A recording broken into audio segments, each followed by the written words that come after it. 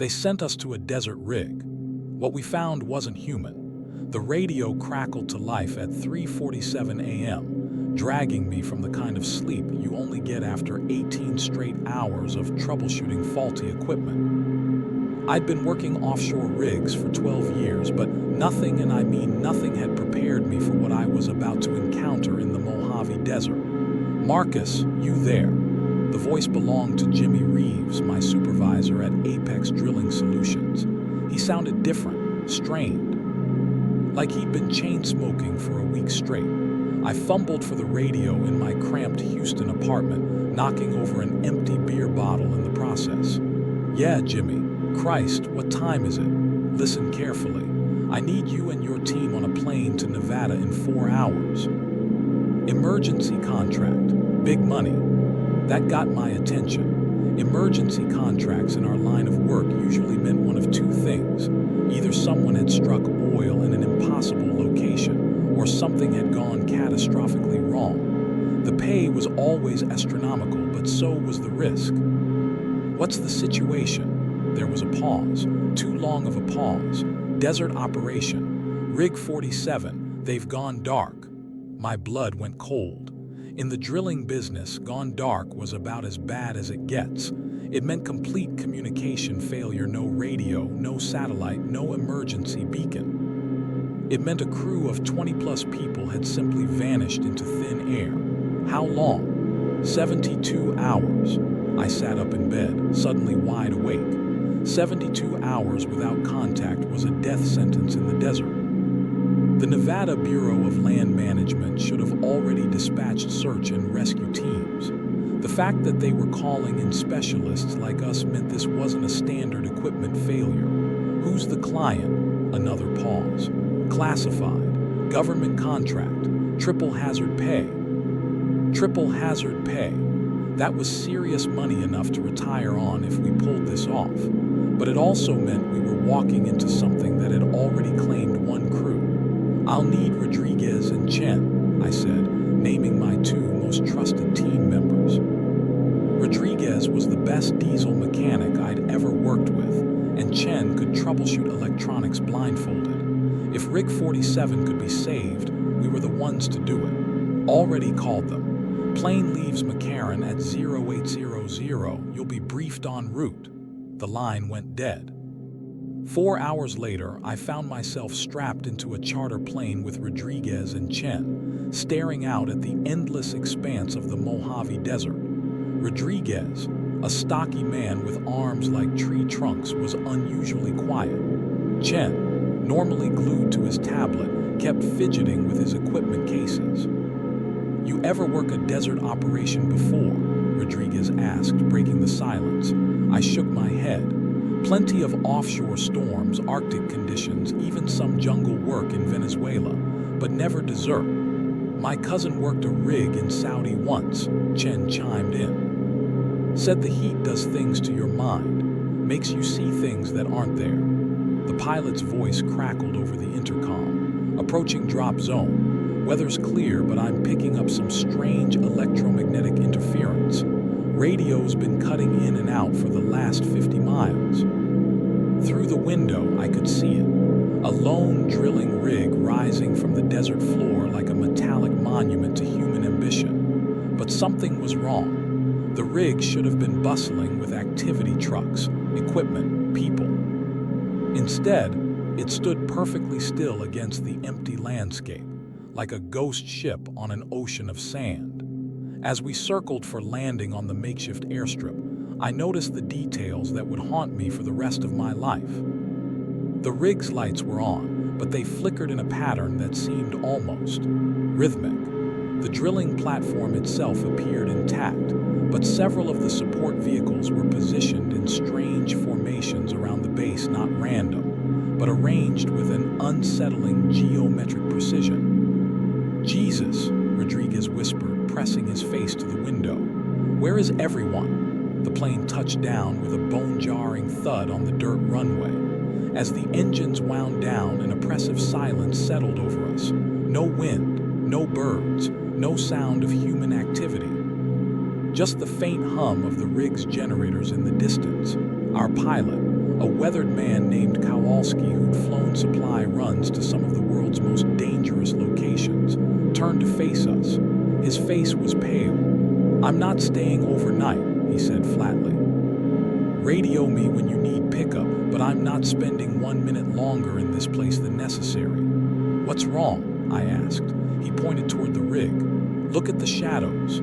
I followed his gaze and felt my stomach drop. The rig cast multiple shadows not from multiple light sources, which would be normal, but shadows that seemed to move independently of their source. As I watched, one of the shadows appeared to detach itself from the drilling platform and glide across the desert floor. "Probably just heat distortion," Chen said, but his voice lacked conviction. We unloaded our equipment in record time. Kowalski handed me a satellite phone. 24 hours, he said. "If I don't hear from you by then, I'm calling in the cavalry." As the plane's engines roared back to life and lifted off into the cloudless sky, the three of us stood alone in the vast desert, dwarfed by the silent drilling rig. The temperature was already climbing toward triple digits, but I felt a chill run down my spine. "All right," I said, shouldering my pack. "Let's see what happened to the crew of Rig 47. We began the half-mile walk across the desert floor. With each step, the rig loomed larger, and the sense of wrongness grew stronger. The geometric arrangement of the vehicles became more apparent. They formed a perfect spiral pattern around the drilling platform, like some kind of ritualistic formation. As we approached the first trailer, what should have been the crew quarters, Rodriguez grabbed my arm. "Marcus," he whispered, "look at the sand." I looked down and felt my blood turn to ice. The sand around the entire rig was covered in footprints, hundreds of them, but they weren't human footprints. They were too long, too narrow, and they had what appeared to be claw marks at the tips. And they all led away from the rig, disappearing into the vast emptiness of the desert. But that wasn't the worst part. The worst part was that mixed among the strange tracks were human footprints, the crew's boots. And they followed the same path into the desert, as if the men had willingly walked into the wasteland. Chen's equipment detector began chirping frantically. "I'm picking up massive electromagnetic activity," he said, staring at his readings in disbelief. "But it's not coming from the rig. It's coming from below, from somewhere deep beneath our feet." The crew quarters trailer sat before us like a metal coffin baking in the desert sun. Its door hung open, swaying slightly in a breeze I couldn't feel. The electromagnetic readings on Chen's detector were going haywire, needle jumping between zones that shouldn't have been possible with our equipment. "Stay close," I muttered, pulling out my flashlight despite the blazing daylight. Something told me we'd need it. Inside the trailer, the scene was disturbingly ordinary. Coffee cups sat half empty on tables, still containing liquid that hadn't yet evaporated in the dry heat. Playing cards were scattered across a makeshift table, a hand of poker abandoned mid-game. Personal belongings, photos, books, toiletries remained exactly where they'd been left, as if the crew had simply stepped outside for a moment and planned to return. But the walls told a different story. "What the hell is this?" Rodriguez whispered, pointing his own flashlight at the trailer's interior walls. Scratched into the metal surface were symbols. Not random scratches, but deliberate markings that covered every available inch of wall space. They were geometric patterns that hurt to look at, directly angles that seemed to bend in impossible directions, spirals that appeared to move when viewed peripherally. Some were carved shallow, others gouged deep enough to pierce the metal entirely. Chen ran his fingers along one of the deeper markings. "These weren't made with tools," he said, his voice tight. "Look at the edges. They're smooth, almost polished, like something incredibly hot carved through the metal. Or incredibly sharp," I added, examining another symbol. The metal around the carving showed signs of stress fractures, as if the material itself had been fundamentally altered at the molecular level. We moved through the trailer systematically. 23 bunks, all with personal effects intact. 23 crew members who had simply vanished. In the small kitchen area, I found a logbook lying open on the counter. The final entry was dated 3 days ago exactly when communication had ceased. Day 47, Miguel Santos. Foreman ***, temperature hit 127 degrees F today. Equipment holding steady despite the heat.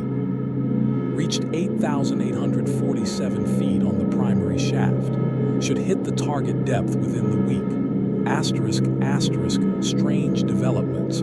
Drill bit showing unusual wear patterns. Metal composition changing as we go deeper. Bringing up samples of unknown mineral composition. Dr.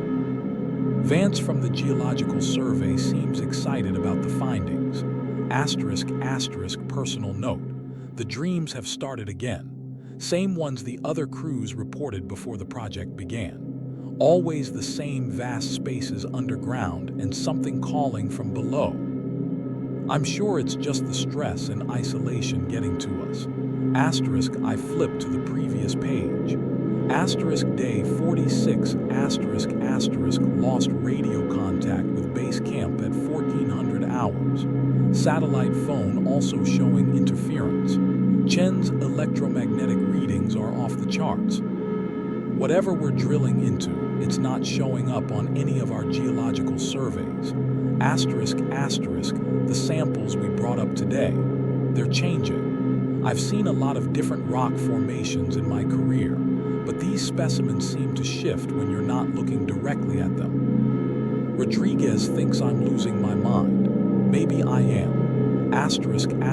Found Martinez standing at the edge of camp last night at 0300, staring out into the desert. When I asked him what he was doing, he said he could hear singing. I couldn't hear anything but the generator and the night wind. My hands were shaking as I turned to the next page, but it was blank. The rest of the logbook was empty, as if whatever happened next was too terrible to record. Marcus, you need to see this. Chen's voice came from outside the trailer. I found him and Rodriguez standing near the drilling platform's base, staring at something in the sand. Chen's detector was clicking rapidly, like a Geiger counter in a radioactive zone. The electromagnetic signature is strongest here, Chen said, pointing to a circular area of disturbed sand about 20 feet in diameter. But look at this. Within the circle, the sand had been arranged in the same spiral pattern as the vehicles, but in miniature. And at the center of the spiral was a hole not drilled, but perfectly smooth and round, as if something had simply dissolved the earth away. How deep does it go? I asked, though I wasn't sure I wanted to know the answer. Rodriguez dropped a stone into the hole. We waited and waited. No sound of impact ever came. That's impossible, I whispered. We're not even at the drilling site yet. This is just a staging area.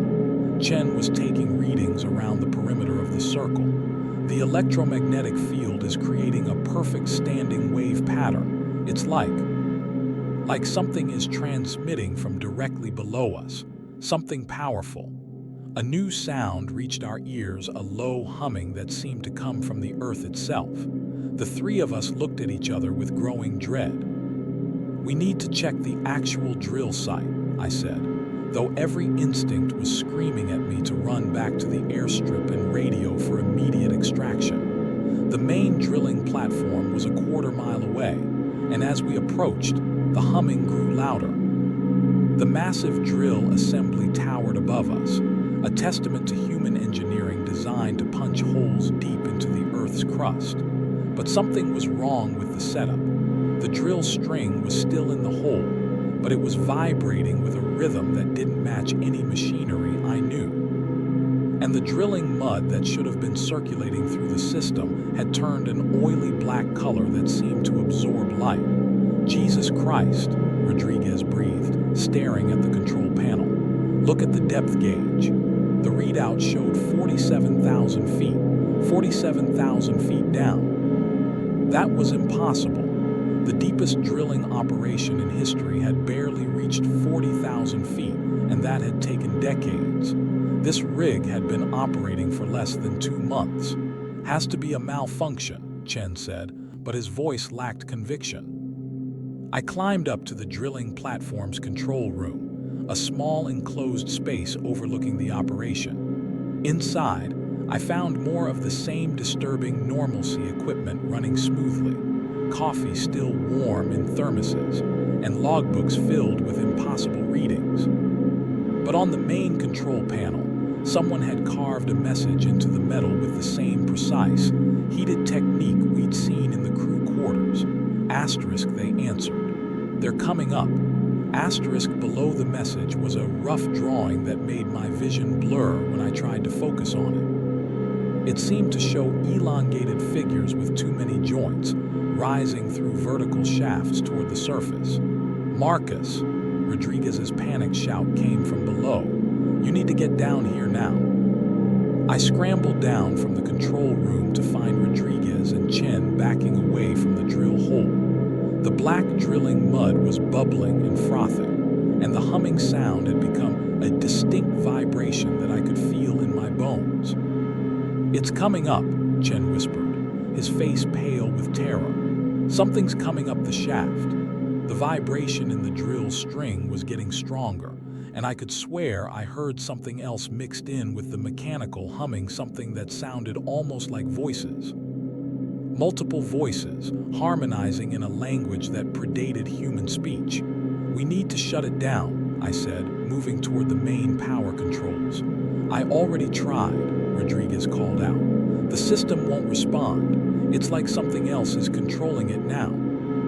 The black mud began overflowing the containment system, spreading across the platform in thick, viscous streams.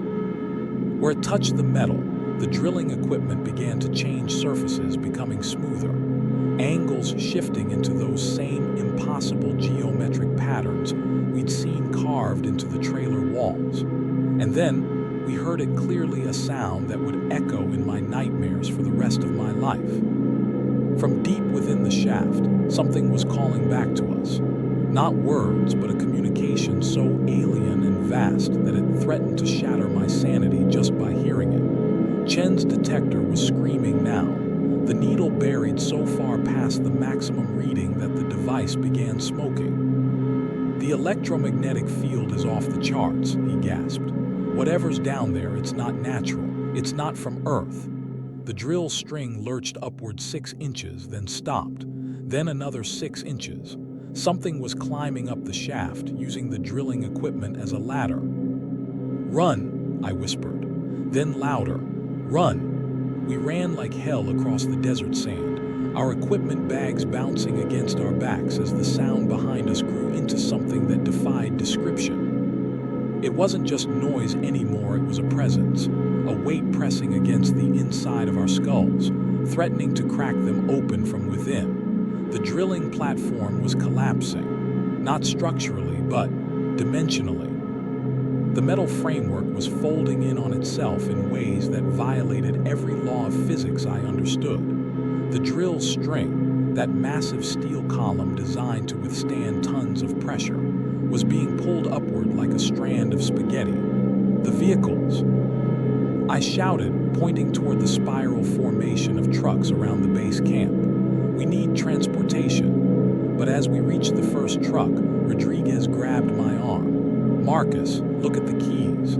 The ignition was full of that same black substance we'd seen overflowing from the drill hole. It had seeped into every electronic component, every wire, every connection. The steering wheel felt wrong under my hands, too smooth, too warm, like living tissue. They're all contaminated, Chen panted, checking the next vehicle. Every single one. Behind us, something breached the surface of the drill hole. I made the mistake of looking back. I wish I could describe what I saw, but human language wasn't designed for such impossibilities.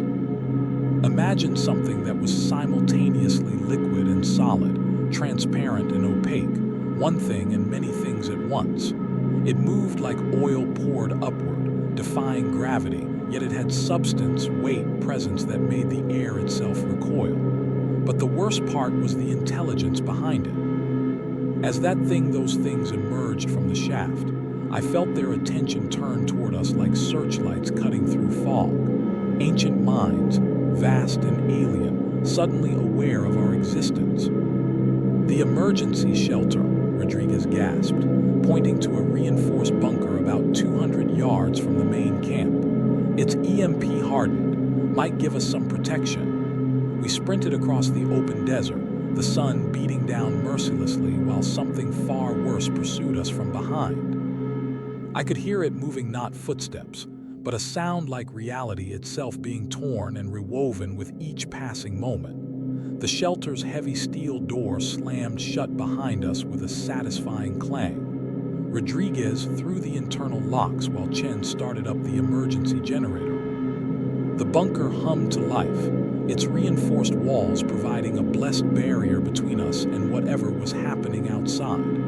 "Emergency radio," I said, diving for the communications equipment. "We need to get word out." But the radio produced nothing but static interspersed with that same alien harmonizing we'd heard from the shaft. Every frequency, every channel, all of them infected with the same impossible voices. "Satellite phone," Chen suggested, pulling out our backup communication device. The phone screen flickered to life, showing full signal strength. I dialed Kowalski's number with shaking fingers. "Marcus, thank God. I've been trying to reach you for hours. Something's wrong with my instruments. I'm showing massive electromagnetic disturbances centered on your location." Kowalski listened carefully. "We need immediate extraction. Emergency protocols. Get us out of here now." "I'm already in the air, 30 minutes out, but Marcus, I'm not reading your position correctly. According to my GPS, that rig site doesn't exist anymore. It's showing as empty desert." I looked at Chen and Rodriguez. "What do you mean it doesn't exist?" "I mean my satellite imagery is showing nothing but sand where that drilling platform should be. No structures, no equipment, no airstrip. It's like the whole operation was never there." A new sound reached us through the bunker's thick walls, a rhythmic pounding, like massive fists hammering against the outside of our shelter. But the impacts came from all directions simultaneously, including from below. "They're trying to get in," Rodriguez whispered. Chen was frantically working with his equipment, trying to make sense of the readings. "The electromagnetic field is creating some kind of localized reality distortion. It's like space itself is being rewritten around us." The pounding intensified, and hairline cracks began appearing in the concrete walls.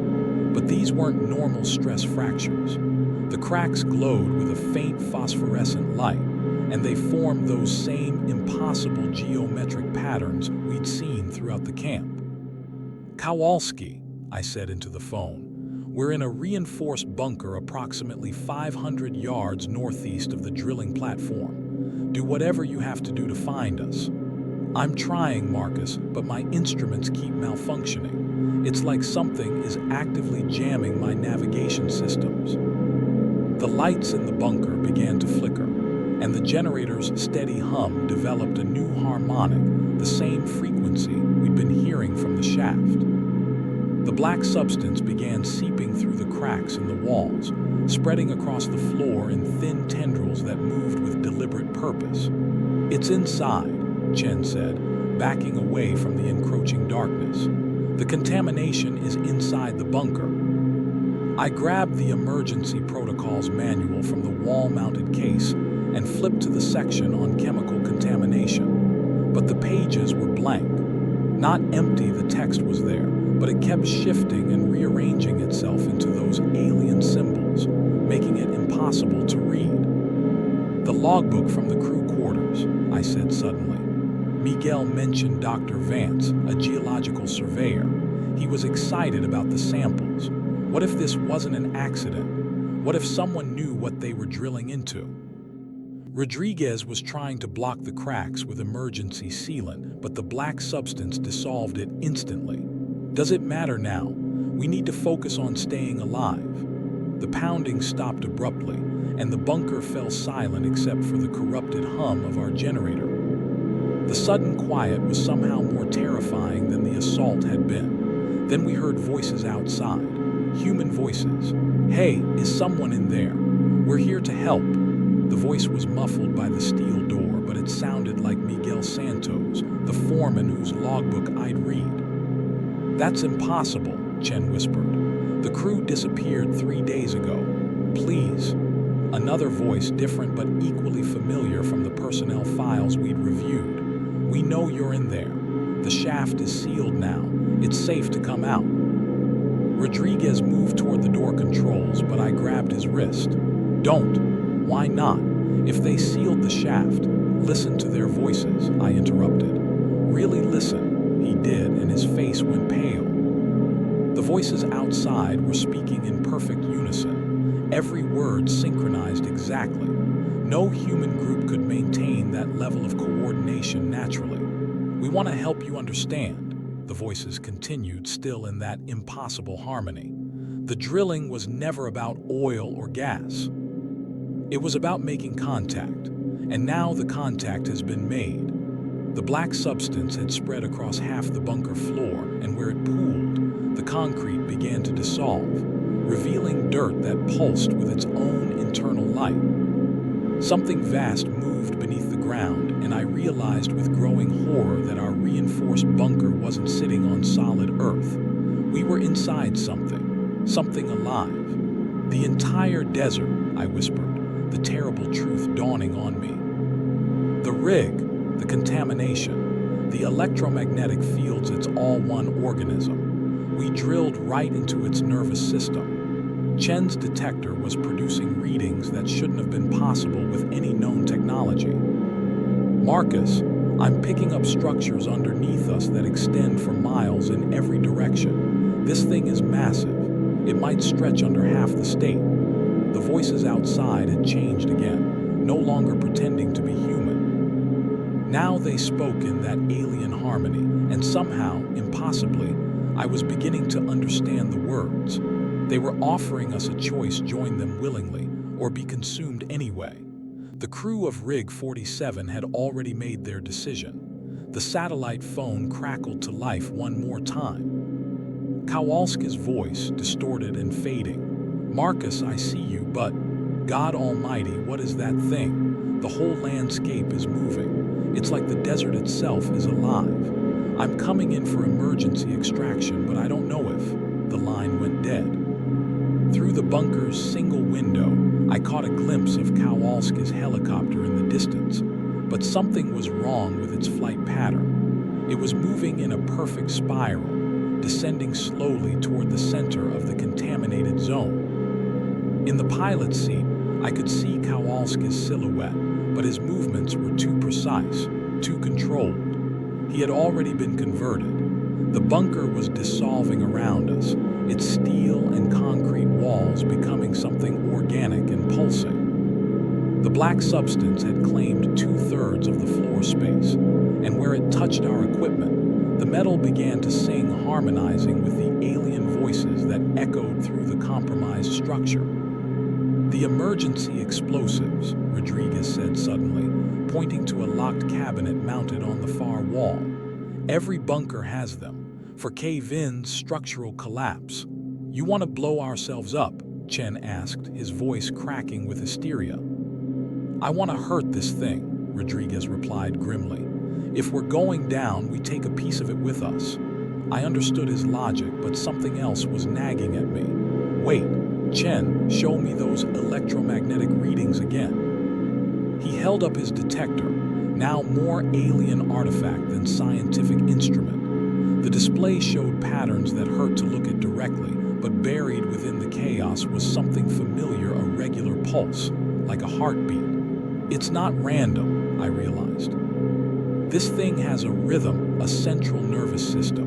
And if the readings are accurate, the primary node is directly below us. So we're not just inside it, we're at its brain." The voices outside had multiplied, becoming a chorus of every person who had ever worked at the rig site. I heard Miguel Santos, Dr. Vance, even Kowalski joining the harmonized invitation for us to surrender our humanity and and join their collective consciousness. The drilling equipment, I said, pieces of a desperate plan falling into place. When we ran from the platform, the drill string was being pulled upward, but the motor systems were still running. What if we could reverse the process? Rodriguez stared at me. You want to go back out there? The emergency radio in here is hardened against EMP, I continued, ignoring his question. Military grade. If I can patch into the rig's control systems remotely, maybe I can reverse the drill rotation. Instead of pulling up, we force it back down. That's insane, Chen whispered. Even if you could do it, you'd just be shoving this thing deeper into the earth. It wouldn't kill it. No, but it might buy us time. And if this organism is as vast as your readings suggest, maybe forcing its primary appendage back underground will disrupt the local manifestation long enough for us to. The bunker shuddered violently, and chunks of the ceiling began raining down around us. But these weren't pieces of concrete, they were fragments of something that looked like fossilized bone, ancient beyond measure. We've been thinking about this wrong, I said, a terrible new understanding dawning. This isn't some creature we accidentally awakened. Look at those bone fragments. This thing has been here longer than human civilization. The whole Mojave Desert, maybe the entire Southwest, it's been feeding, growing, waiting. Chen picked up one of the fragments and immediately dropped it with a gasp. It's warm. And I could swear I felt it pulse. The government contract, Rodriguez said suddenly. Jimmy said it was classified. What if they knew? What if this was never about oil extraction? I thought about Dr. Vance's excitement over the samples, the impossible depth readings, the fact that a geological surveyor had been assigned to what should have been a routine drilling operation. They were trying to communicate with it, I realized. The drilling wasn't for oil, it was to establish contact with something they already knew was down there. The alien harmony outside shifted into something that sounded almost like laughter. Through the dissolving walls, I could see the converted crew members standing in their perfect geometric formation, their faces serene and empty of individual consciousness. But there was something else moving among them, shapes that had never been human. Tall, angular figures that seemed to exist in more dimensions than my eyes could process.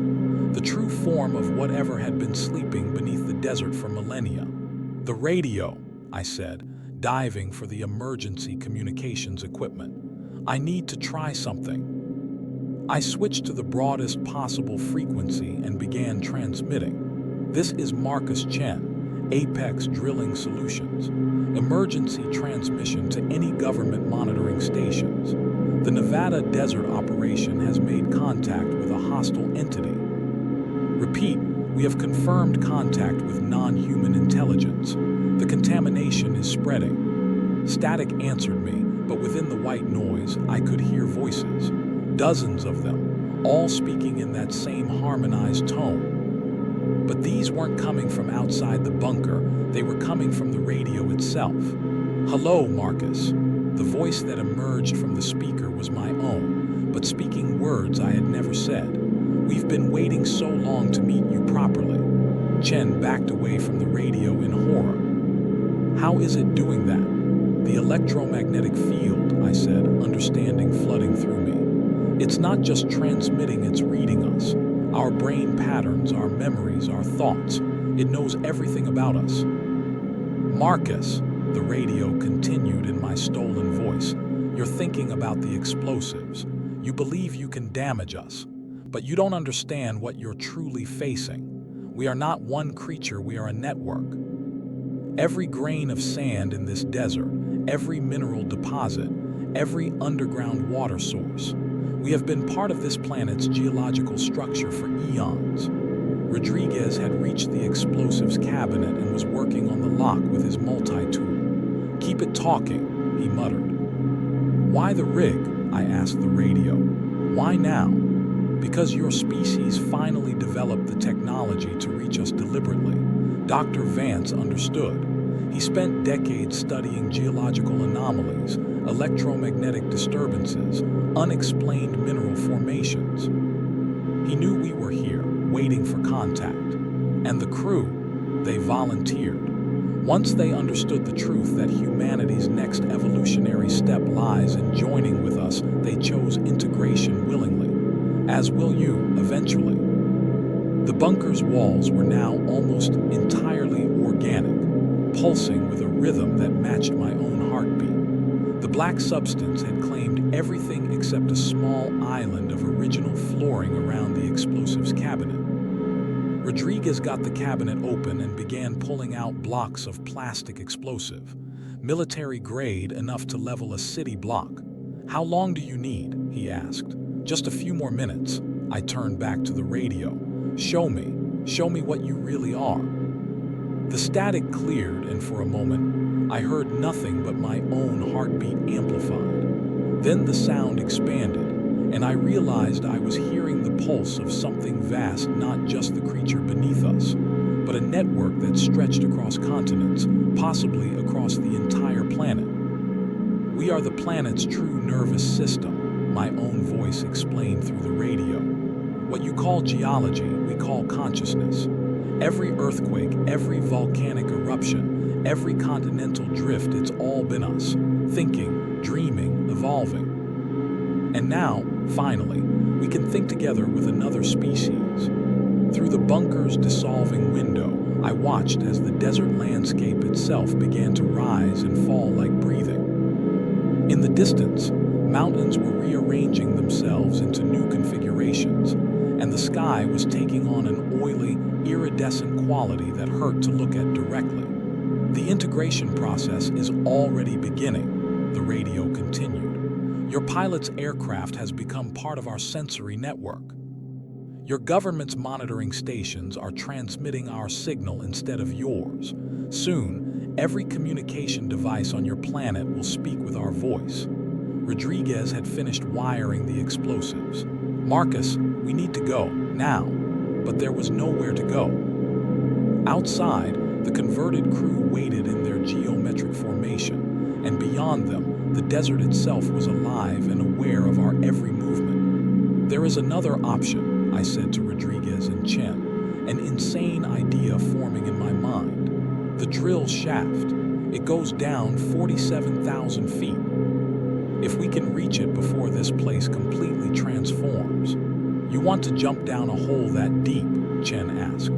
"I want to get inside this thing's nervous system. If it's really a network, there might be a way to disrupt it from within. The explosives won't kill it, but they might create enough neural static to break the connection between nodes." Rodriguez looked at the charges in his hands, then at the organic walls pulsing around us. "That's assuming we survive the fall." "We won't," I admitted. "But maybe we can hurt it enough to give the rest of the world a fighting chance." The radio crackled one final time. "You cannot stop evolution, Marcus.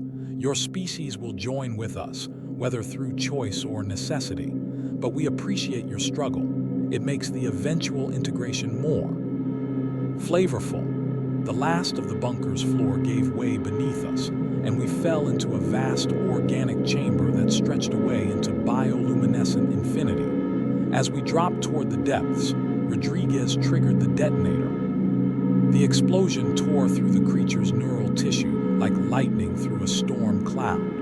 For one brilliant moment, the alien harmony shattered into discord, and I felt the vast intelligence recoil in something that might have been pain. But as we fell deeper into the glowing abyss, I could hear it already adapting, learning, evolving past the damage we had inflicted. The harmony was returning, stronger than before. My last coherent thought, as the creature's digestive acids began breaking down my body at the molecular level while somehow keeping my consciousness intact, was that we had failed. The integration would continue. Humanity would become part of something larger, whether they wanted to or not. But at least we had tried. At least we had fought back against the inevitable. And in the months that followed, as the networks went dark one by one and the mountains began walking across the earth, I wondered if the people in the cities would understand what was happening to them. or if they would simply accept their new collective consciousness as the natural evolution of human existence. From somewhere deep in the planet's living core, I continue to wonder, even now,